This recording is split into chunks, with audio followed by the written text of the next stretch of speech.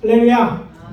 벌써 10월의 마지막 주일입니다. 이제 다음 주는 11월이고 그 첫 번째 주일 찬양 예배로 저희 교회는 드리도록 하겠습니다.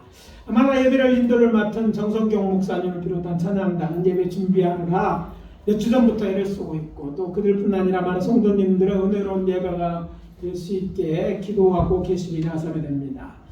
주일 오전 예배를 찬양 중심으로 또 예배 드린다는 거 목회자로서는 하나의 도전이 아닐 수 없습니다. 왜냐하면 오전 예배를 특히 주일 오전 예배를 찬양 중심으로 드린다는 거 주일 일반적인 주일 예배의 어떤 형식이 달라지는 것으로서 이제 보수적인 교회 특히 목회자들에게 부정적일 수밖에 없습니다. 예배는 그냥 이렇게 우리가 각 교회마다 드리는 것 같지만 교단 나름대로 표준 예식서가 있어서 예식서에 따라서 내용은 바뀌겠지만 틀을 가지고 예배를 드리는 것입니다. 저희 교회가 속해 있는 오순절 교회도 예식서가 있습니다. 그럼에도 불구하고 같은 시기지만 이런 예배를 드리는 이유는 간단합니다. 더 나은 예배를 하나님께 드리기 위한 것이죠. 그래서 저는 오늘 아침 우리 모두가 알고 있는 말씀 중 하나인 창세기 4장 1절에서 15절을 본문으로 더 나은 예배를 드리자는 제목으로 하나님 말씀을 전하고 은혜를 나누도록 하겠습니다. 오늘의 첫 번째 메시지입니다. 여호와 하나님이 받으시는 예배를 드려야 한다. 따라해 봅시다. 여호와 하나님이 받으시는 예배를 드리자.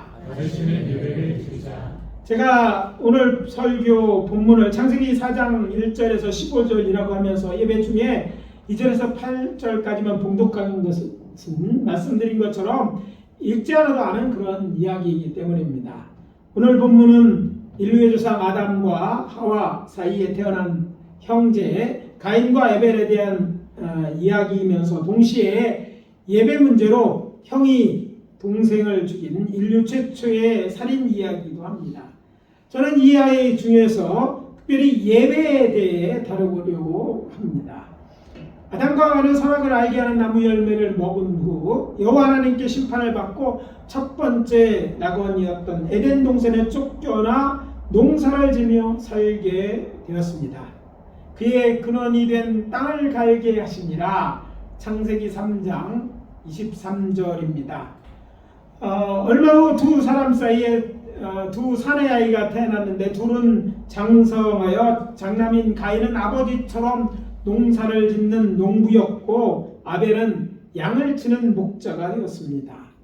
세월이 지난 후 두 사람은 모두 여호와께 제사를 지내게 되었는데 농부였던 가인은 땅의 소산물인 곡물로 또 아벨은 치던 양의 첫 새끼와 기름을 여호와께 번제로 드립니다.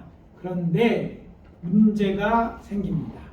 여호와께서 동생 아벨과 그의 제물은 받으셨지만 형 가인과 그의 제물을 받지 않은 것입니다.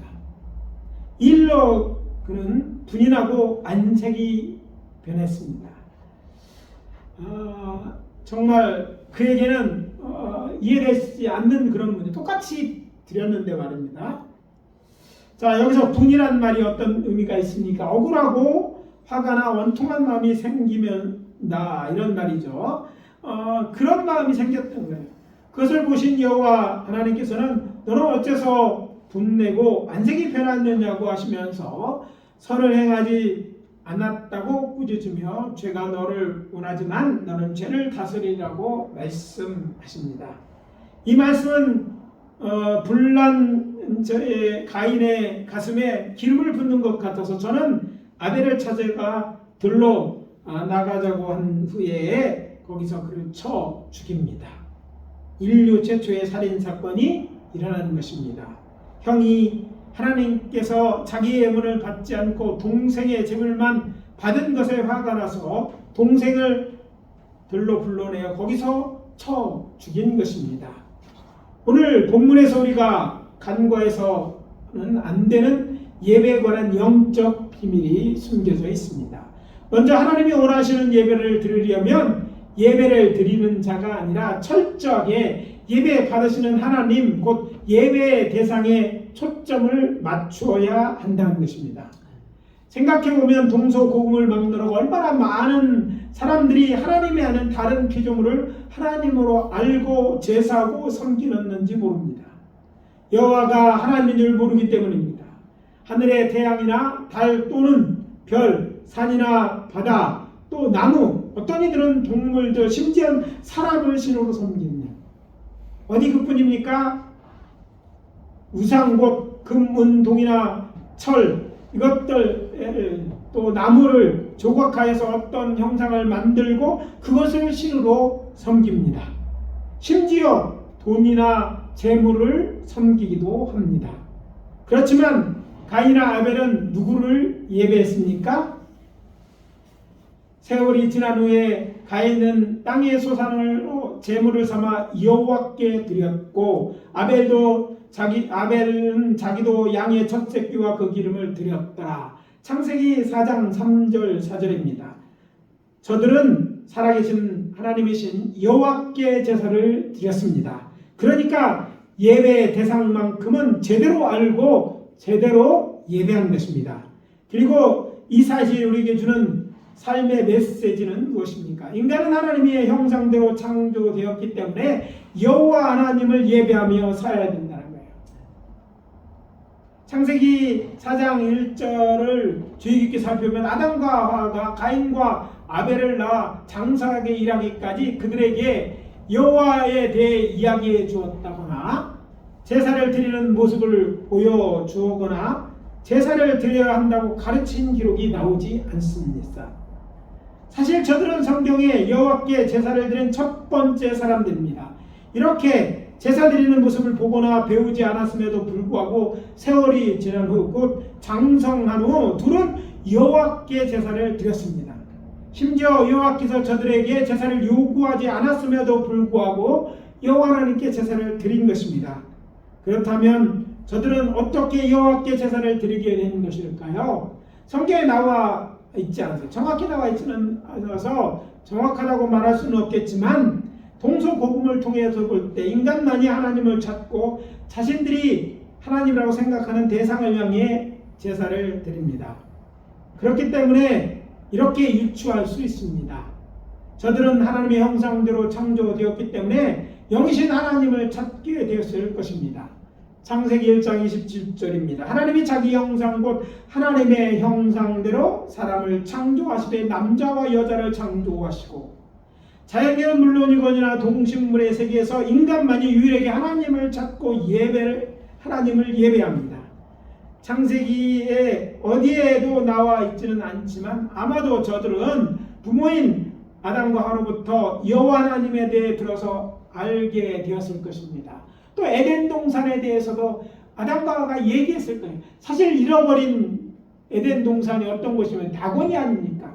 에덴 동산이라는 게 기쁨을 잃어버렸기 때문에 아마 계속해서 아담과 하와는 그 얘기를 했을 거예요.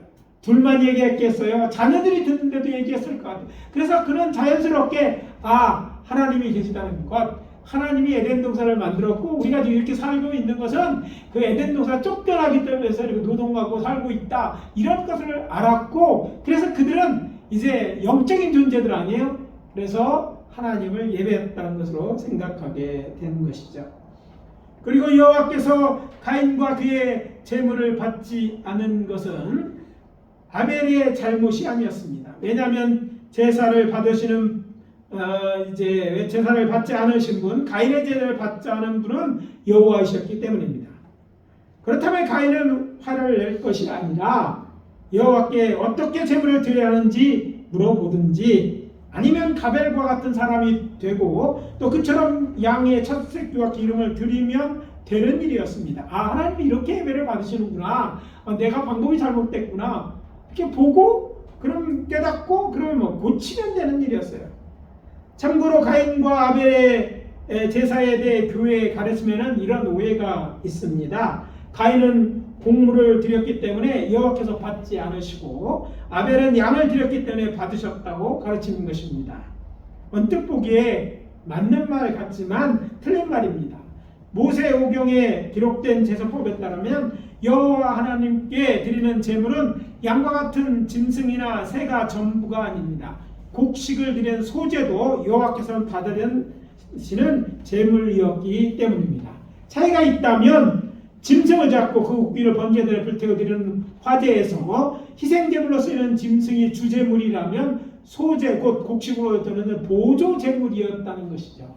그러니까 사실 그가 곡식을 드린 그것 자체가 잘못되는 거 아니에요.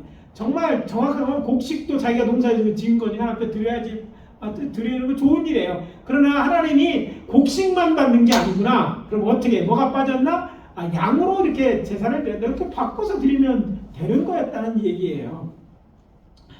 자, 이제 그렇게 해야 되는데 아벨은 그렇게 하지 않았다는 데 문제가 있죠. 오늘 보는 오늘 이 말씀은 하나님이 받으시는 예배가 무엇인지 가르쳐 줍니다. 하나님이 받으시는 예배는 하나님이 원하는 사람이 하나님이 기뻐하시는 제물을 그분이 원하시는 방법으로 드리는 것입니다. 세 가지죠. 하나님께 원하는 사람이, 전하는 사람, 예배는 드리는 사람이 중요하다는 거죠. 누가 드리느냐가 다르다는 얘기죠. 그 다음에 기뻐하시는, 하나님의 기뻐하는 제물을 아무거나 드리면 하나님 받으시는 게 아니에요. 내가 났으니까 너 하나님 받아. 이렇게 이게 든다고 예배가 되는 게 아니죠. 또 그냥 드리는 게 하나님이 정하신 방법이 있어요. 예배를 받으시는 방법이에요. 그 방법이 성경에서 계속 이야기하고 있잖아요. 그러니까 그 방법, 이게 하나님이 받으시는 방법이면 그렇게 드리면 돼요. 그렇다면 여호와께서 받으시는 예배자는 어떤 사람이니까? 먼저 한마디로 아벨과 같은 예배자입니다. 아벨은 어떤 사람이었습니까? 첫째, 여호와를 예배하기 원하는 사람이었어요. 아벨은 자기도 양의 첫 새끼와 그 기름으로 드렸더니 여호와께서 아벨과 그의 제물을 받으셨으나, 창세기 4장 4절입니다. 좀 더 구체적으로 말씀드리면 그는 앞에서 말씀드린 것 여호와 하나님인 줄 알고 있었습니다. 뿐만 아니라 성경에 그와 그의 제물을 받았다는 기록을 통해서 우리는 아벨은 여호와께서 받으실 만한 예배하고 그 예배를 받으실 만한 예배 드리는 사람들 합당하게 여길 만한 그런 사람이었다는 것을 알 수 있어요. 그런데 안타깝게도 본문은 여호와께서 그의 무엇을 보고 그를 받으셨는지 말하고 있지는 않습니다. 그렇지만 다행스러운 사실은 성경이 그가 어떤 사람인지 언급하고 있습니다. 결론부터 말씀드린다면 그는 믿음의 사람이었습니다. 믿음장이라고 알려진 히브리서 11장 4절입니다. 믿음으로 아벨은 가인보다 더 나은 제사를 여호와께 드림으로 의로운 자라 하시는 증거를 얻었으니 하나님이 그 예물에 대하여 증언하심이라. 그가 죽었으나 그 믿음으로써 지금도 말하느니라. 자, 분명하게 이렇게 설명한 믿음으로 되었다 이거죠. 그래서 더 나은, 가인보다 더 나은데, 자, 받으실 만한 것들을 드렸다. 그래서 의로운 자라고 인정됐다. 이런 얘기죠. 그리고 이어지는 6절은 구체적으로 히브리서에 말하는 믿음이 무엇인지 말해줍니다. 믿음이 없이는 하나님을 기쁘시게 하지 못하나니 하나님께 나아가는 자는 반드시 그가 계신 것과 또한 그가 자기를 찾는 자들에게 상 주시는 이심을 믿어야 할지니라. 자, 예배 합당한 사람은 어떤 사람이 그래요? 하나님이 계시다는 걸 믿는 거예요. 그리고 하나님이 하나님을 찾으면 찾는 자를 이게 뭐예요? 상 주시는 분으로 믿는 게 믿음이고, 그런 믿음을 가진 자가 드리는 제사를 하나님께, 그런 예배를 하나님이 받으시는 게, 아무나 예배를 드린다고 이 자리에 앉아 있는다고 다 예배가 되는 것이 아니라 어떤 사람은 예배받는 자가 되어서 그런 예배가 예배로 인정되고 어떤 자는 되지 않는다는 거예요. 그러기 위해서 먼저 우리는 예배드리는 뭐가 있어야 돼? 하나님이 계시다는 걸 믿어야 돼요. 그리고 하나님을 찾는 데 상 주시는 걸 믿어야 돼. 여러분, 우리 매주일 교회 나온다는 쉬운 일이 아니에요. 세상 사람들. 그래 나오는 게 하나님을 찾는 것, 하나님을 찾는 것이 하나님을 믿는 데 마땅한 것이라고 여기 찾고, 또 그에 대한 하나님께서 상을 주시고 믿기 때문에 찾는 것 아니에요? 열심으로 나오는 이유가 뭡니까? 바로 그런 거죠. 그것이 바로 예배를 드려야 될, 마땅히 가져야 될 믿음이고, 그런 예배자가 드리는 예배를 하나님께서 받으신다는 거예요. 뿐만 아니라 하나님의 받으시는 예배를 드리기 위해서 우리는 제물을 드려야 됩니다. 자, 두 번째 거에 하나님의 기뻐하시는 제물에 대한 얘기를 하고 있잖아요. 오늘 본문에 분명하게 아벨이 여호와께 드린 양의 첫 새끼와 기물 받으셨다고 기록되어 있습니다. 구약 성경에서 여호와께 드린 제사에서 어린 양은 모든 번제물을 대표합니다. 번제물에 대한 얘기, 양에 대한 얘기가 먼저 나오잖아요. 양은 대표하는 거예요. 아벨은 자신이 기른 양 중에서 양이 여러 개 있어. 큰 양도 있고 작은 양, 뭐 엄마 양도 있고 새끼 양도 여러 가지 순양도 있고 암양도 있었어요. 얼룩이 뭐 이런 거는 하는데 중요한 건 어린 양, 그 예배드리기 합당한 어린 양을 골랐다는 거예요. 그래서 구약의 제사 제일 중요한 것은 흠이 있는지 없는지, 양을 드릴 만한 뭐 그 나이도, 그 양의 나이도 제일 돼 있잖아요. 큰 양을 드릴 때가 있고 어린 양을 다 할 때가 있는 거죠. 근데 그렇게 구별해서 하나님 앞에 이것이 하나님이 기뻐하는 예물이 뭔지 골라서 아무거나 드린 게 아니에요. 자기 것 중에서 그 골라서 하나님이 받으시는 그것을 하나님 앞에 드렸다는 것이죠. 그래서 그가 드린 예물은 합당한 제물이었고 그 제물을 받으셨다는 거예요. 아울러 저는 어린 양을 제물로 드리는 것은 피로 되는 제사로 보고, 이를 하나님 어린 양 예수의 그 피, 즉 대속의 죽음 관련 예배 드리는 것, 즉 예배 드림에 있어서 회개가 있는 것, 예수님의 드린 예배가 오늘날 우리에게서 정말 합당한 모든 제물이 된다고 믿습니다. 그래서 우리가 정말 예배 드릴 때 이제 예수의 피, 우리가 구속받았으니까 예수로 우리 죄가 용서받고 그런 자가 되고, 또 하나님이 기뻐하시는 그런 제물로 그것을 구별해서 드린다면 그것은 하나님 받으실 만한 제물이라는 거예요. 그렇지만 어린 양을 제물로 하여 번제를 드림을 예수의 속죄 제물로 해석하는 것에는 반대합니다. 그것은 그냥 뭐 그런 의미도 있지만 다른 의미에서는 그냥 제물로 드리니까 하나님 앞에 제물을 드렸다는 것, 하나님 받으시라고 자기가 수고해서 얻은 것을 드렸다는 것을 우리가 기억해야 되기 때문입니다.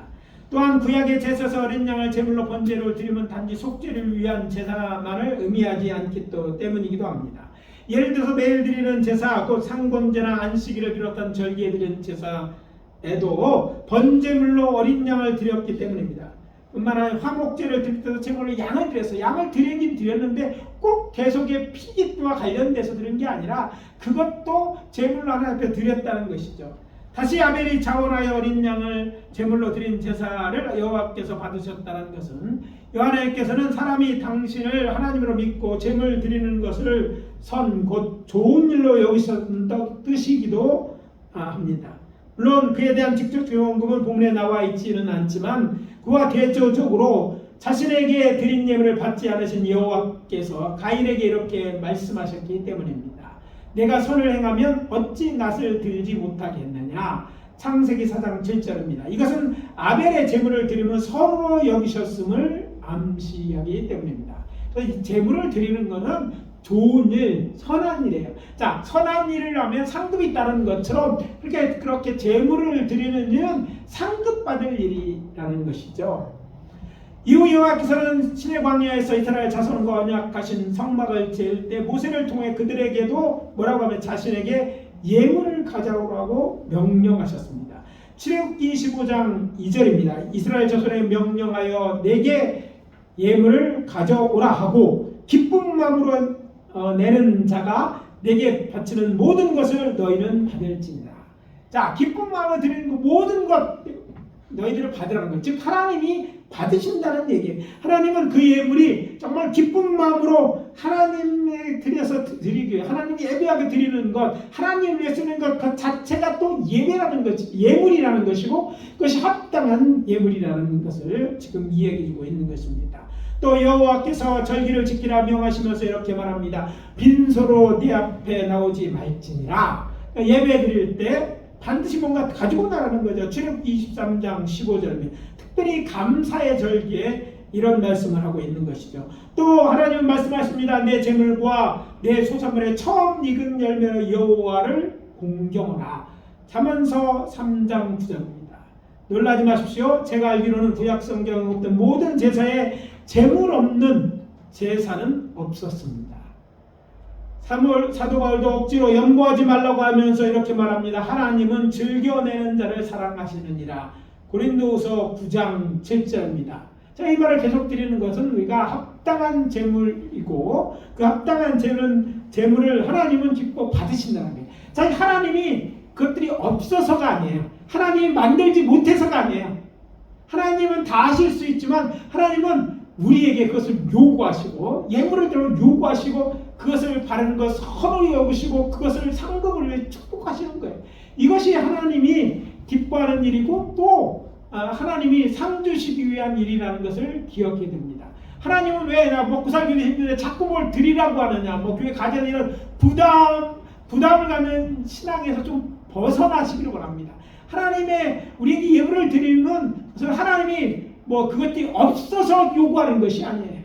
아니 우리에게 요구하시는 것, 참 부담이 되는 것은 사실 우리에게는 어떻게 보면 뭐 시험들 일일 수 있지만 그것은 우리에게 그 일을 통해서 축복하기 위해서 이렇게 요구하시는 거지 우리를 힘들게 하기 위한 것이 결코 아니라는 것을 잊지 말고 특별히 하나님 앞에 기꺼이 제물을 드리되 기뻐하시는 그런 제물을 드리시는 저와 여러분이 되어야 될 줄 믿습니다.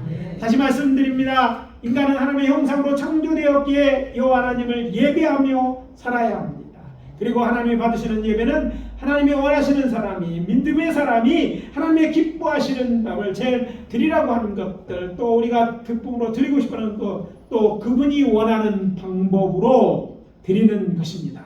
아벨처럼 우리도 하나님이 받으시는 존재가 되고 우리의 제물을 받으시는 예배를 드려야 할 것입니다. 둘째, 하나님을 기쁘시게 하는 예배를 드려야 한다. 이게 두 번째 메시지입니다. 따라해 봅시다. 하나님을 기쁘시게 하는 예배를 드리자. 예배를 드리자. 저는 오늘 말씀을 준비하면서 주께서는 우리가 이전보다 이제 어제보다 좀 더 나은 예를 드릴 것을 기대하고 계신다는 감동을 받았습니다. 생각하면 작년보다 올해 우리는 더 성장하지 않았습니까? 믿음도 커졌고 받은 바 은혜도 많아졌으니 그에 걸맞는 걸맞게 하나님을 예배해야 하지 않겠습니까? 이렇게 생각하게 된 계기는 다름 아니라 중고등부 학생들이 그리고 주일학교 아이들이 또 우리 정욱이 같은 어린아이들이 성장하는 것을 보고 느낀 거예요. 요즘 저는 여러분도 그렇겠지만 매주일마다 이들을 지켜보는 것이 즐겁습니다. 여러분 어떻게 생각할지 모르지만 내 아들 보면 왜 기쁜가 이렇게 생각할지 모르지만 저는 그래도 애들 볼 때마다 기뻐요. 사실 태어나서 자라는 모습을 쭉 지켜봤잖아요. 매주일 거의 어쩌면 여러분이 자신보다 여러분의 부모보다 더 많이 봤을지도 몰라요. 매주 이렇게 보는 게 쉽지 않잖아요. 매주 봤어요. 그래서 그들이 성장하는 것이 기쁨입니다. 저들 대부분 길게는 십수년, 짧게는 불과 몇 년을 거의 매주를 지켜보았습니다. 그런데도 저는 깜짝 놀랄 때가 있어요. 애들이 언제 저렇게 컸지? 언제 보니까 이 중고등이 저보다 크는 걸로서 80도 넘고 막 덩치들이 막 산만해졌어요. 애들은 쭉 세워놓고 옛날에 사진 찍어서 키로로 쭉 세워놓고 그때만 기억하는 지금 보니까 한 명이 그때 당시 2명, 3명 합쳐놓고 막 덩치들이 커졌어요. 몇 명 가는데도요 듬직해. 옛날에는 고만해서 앉으면 한 길에 쪼르륵 앉았는데 지금은 이 장의자 서너 명만에 꽉 차는 것처럼 든든하게. 여러분도 자녀 크는 거 든든해 보는 것처럼 저는 그 애들을 볼 때마다 든든해지는 거야. 자, 아이들이 이렇게 성장했구나. 애들이 이렇게 컸다. 이런 생각을 하게 되죠. 자, 이것을 보면서 가만히 생각해보니까 우리의 신앙도 그렇게 커야지만 하나님이 기뻐하시고 신앙이 이렇게 컸다면 예배도 그에 걸맞게 예전과 같은 신앙 상태에서 드리는 예배처럼 드려서는 안 돼야 되지 않나 생각을 갖게 된 거야. 어제나 오늘이나 영원토록 동일해. 이거는 예수님 얘기고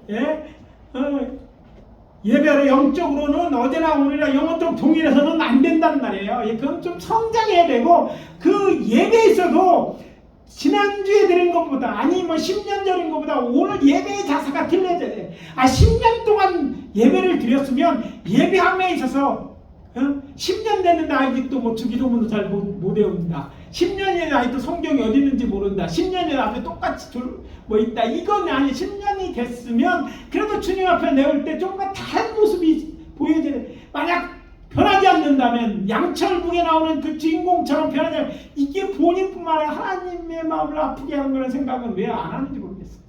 그런 생각이 제가 들었어요. 예배도 좀 나은 예배를 드리자. 그래야 되지 않겠느냐.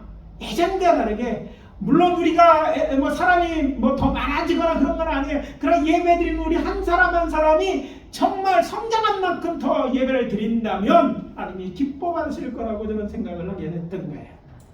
저는 이제 저희 몸은 점점 이제 쇠약해지고 늙어 가는데 저들은 성장하고 있다는 걸 생각하면 그렇게 생각하는 거야. 신체에 어쩔 수는 없겠다 할지라도 영적으로는 계속 성장하는 그 구조, 예수님께서 우리에게 기대하는 것이라고 생각했습니다.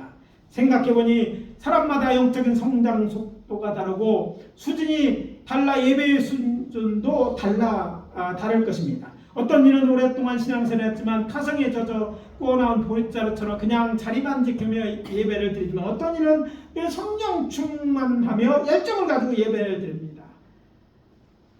그렇게 정말 매주 예배의 감정에 빠진다면 하나님이 얼마나 기뻐하실 것이에요. 하나님이 예배드리는 여러분의 모습을 보고 하나님이 얼마나 기뻐하시겠어요. 여러분, 여러분의 부모를 기쁘게 하고 부모는 잘 모르지만 여러분의 애들이 할아버지 할머니 기뻐하면 뭐가 열려? 주머니가 열리는 거야. 그게 뭐라도 해주면 그래도 그렇지 않아도 사랑스러운데 그런 사랑스러울 때 뭐가 아깝겠어요. 하나님도 우리 하나님 아버지이십니다. 우리가 하나님을 예배할 때 그렇게 예배를 드린다면 하나님이 우리가 구하는 것만 주시겠어요? 구하지 않은 것도 하나님을 주시리라고 저는 믿는 거예요. 그래서 우리 교회에 정말 우리 성도님이 그런 예배 드림에서 교회에서 헌신하고 봉사하는 것에 그런 성장함이 있는 그것을 하나님이 기뻐하신다고 생각했기 때문입니다. 교회에 오는 것이나 봉사하는 것이 그렇게 되면 즐겁지 않겠어요. 마치 첫사랑에 빠진 연인들이 서로 다시 만날 걸 기다리듯이 예배 시간이 기다려지고 하나님의 말씀 듣기를 사모하고 또 다른 기도응답을 기대하며 기도하고 싶어지고 복음을 전할 것을 생각하면 가슴이 떨면 얼마나 좋겠어요. 너야 좋지 이렇게 말하는 분이 될지 모르지만 하나님도 좋고 여러분도 하며 그렇게 신앙생활을 하면 그 주일이 매일 일주일에 한 번씩 있는지 왜 꼭 가야 되는지 그런 생각은 싹 다 없어질 거예요. 여러분, 어쩔 수 없어서 이 자리에 있는 것이 아니었으면 좋겠어요. 어쩔 수 없어서. 안 되면 하나님이 뭐 큰 벌을 내릴 것 같아 와서 두렵고 떨림으로 그런 게서 이렇게 예배드리는 자세로 있지 않았으면 좋겠어요. 정말 하나님이 정말 기뻐해서 하나님이 좋아서 하나님의 사랑이 놀라워서 정말 감격에 들어서 그리고 예배드리고 할 때 그 감격이 세상에 어렵고 힘든 일을 다 이기고 나올 거고 세상에 채워줄 수 없는 그런 영적인 체험을 갖고 돌아간다면 정말 주일 예배가 기다려지지 않겠어요. 그러면 좋지 않을까요? 정말 좋을 것 같아요. 저는 그게 좋을 거라고 생각합니다. 그렇다면 뭐가 필요하면 변화가 필요합니다. 좋지 않은 방향으로 변하면 안 되고요. 좋은 방향으로 변화가 필요합니다. 그런 가운데 어떻게 하면 변화할 수 있을까? 그 열쇠가 될 수 있는 비결을 히브리서 11장에서 찾았습니다. 첫 번째 키는 아벨처럼 믿음으로 제물을 드림으로 여호와를 예배하는 것입니다. 4절입니다. 믿음으로 아벨은 가인보다 더 나은 제사를 하나님께 드림으로 의로운 자라는 증거를 얻었으니. 그리고 또 한 사람 하나님을 기쁘시게 춤을 추고 있습니다. 온몸으로 하나님을 예배하는 것입니다. 그것도 백주대낮에 많은 사람을 지켜보고 있음에도 방탕한 자처럼 끼놀고 춤추는 것입니다. 그는 광대나 노래하는 자가 아니었습니다. 바로 다윗왕이었습니다. 그는 여호와 앞에서 힘을 다하여 춤을 추었습니다. 사무엘하 6장 14절에 다윗이 여호와 앞에서 힘을 다하여 춤을 추는데 그때 다윗이 배 예봇을 입었다. 속옷을 의미하는 거죠.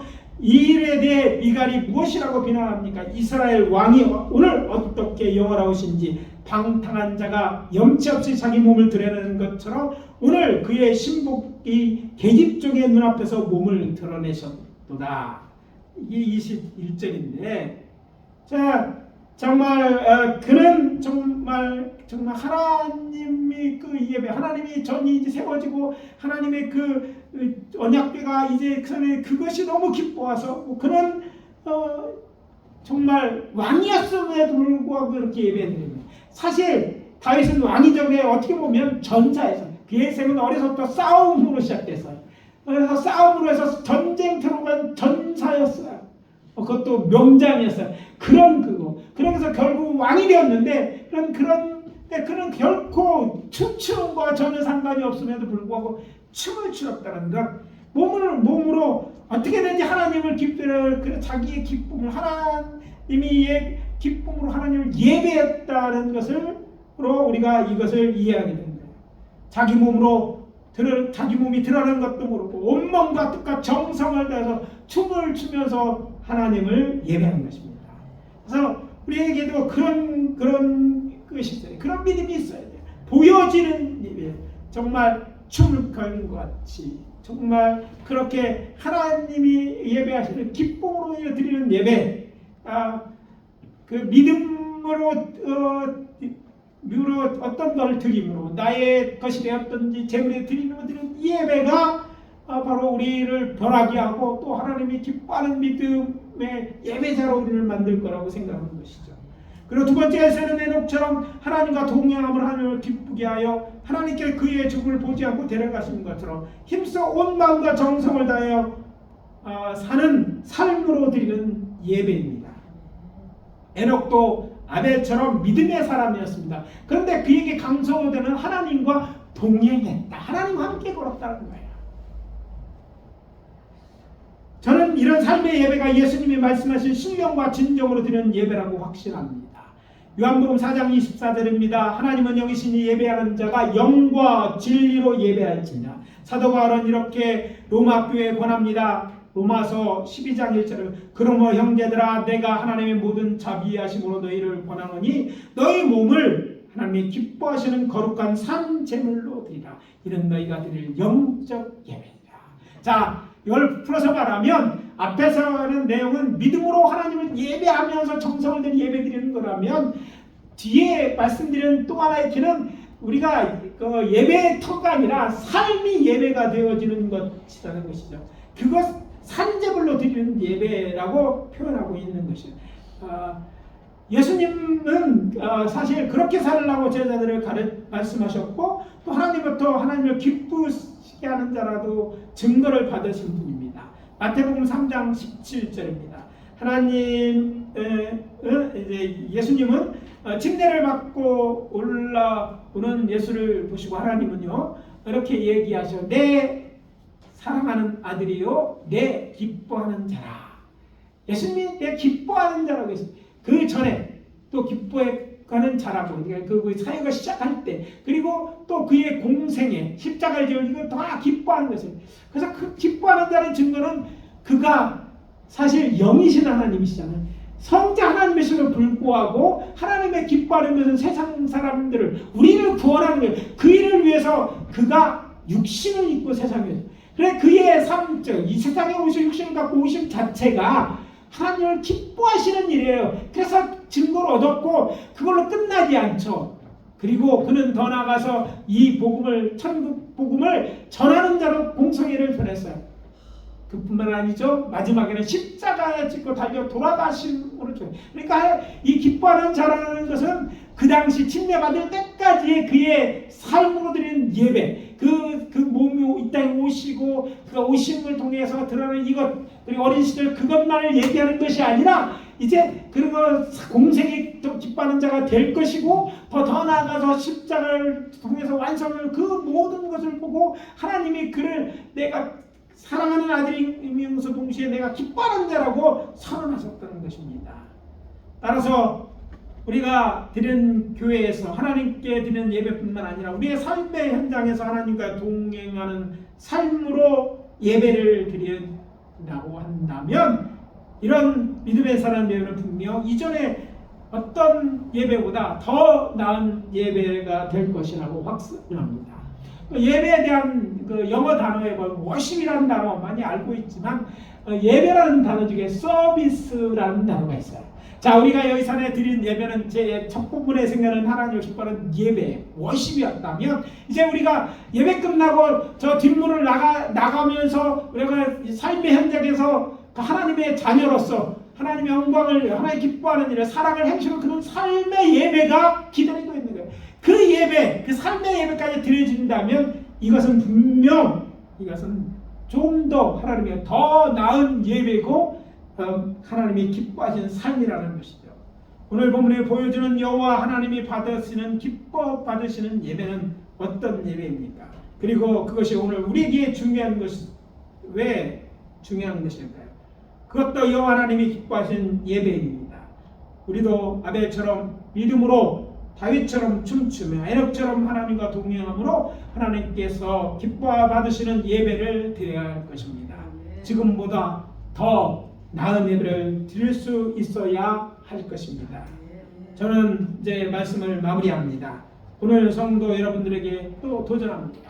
우리가 드리는 예배로 여호와 하나님께서 받으시는 예배가 되게 합시다. 아벨처럼 다윗처럼 그리고 에녹처럼 몸과 마음과 정성을 다해 예배 시간뿐만 아니라 동행하는 삶으로 하나님과 동행하는 삶으로 어제보다 오늘 더 나은 예배를 하나님께 드림으로 하나님을 기쁘시게 하시기를 예수 그리스도 이름으로 축원합니다. 축원합니다. 기도합니다. 아버지 하나님, 주의 은혜와 사랑을 감사합니다. 주께서 오늘 우리들에게 더 나은 예배를 드리라 아버지 하나며 이 말씀을 우리에게 주신 줄 믿습니다. 주여, 더 나은 예배를 드리고자 하는 우리에게 아버지 하나며 갈망이 있게 도와주시고 더 나은 예배를 드릴 수 있는 믿음을 주시옵소서.